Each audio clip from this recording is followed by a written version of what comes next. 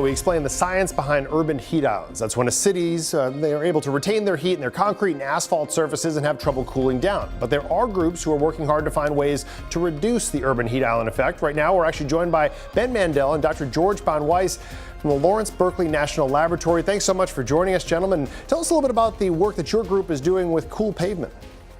Sure. Hi, Todd. Well, our group is doing a bunch of things for cool pavement. Here at Berkeley Lab, we've got a demonstration project that demonstrates a bunch of cool pavement options that are available on the market today in a range of colors and different types of materials as well. There are some acrylics and asphalt emulsions, and we've seen some pretty drastic results early on in terms of the actual surface temperature reduction that just going to a lighter color material as opposed to dark black asphalt can produce. And now you're making me think sci-fi, all cities completely painted white, but at least from your research, what color surface or type of surface reflected heat the best? Well, we don't typically promote the use of white surfaces on the ground because that'd be very bright and produce a lot of glare and actually pose a bit of a safety hazard. So we like to think of something of a compromise.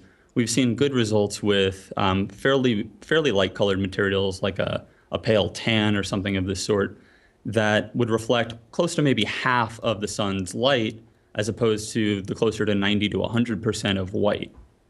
I'd also add that the surfaces can actually look very nice. You know, we've seen products that are kind of a pastel green, and if you use a material like that on a parking lot, it gives the appearance of a park almost. We have some photos from a 20th story of a hotel room, and you can see the parking lot. It looks like a large astroturf, actually. So it looks actually quite appealing and can reduce the temperatures of the area.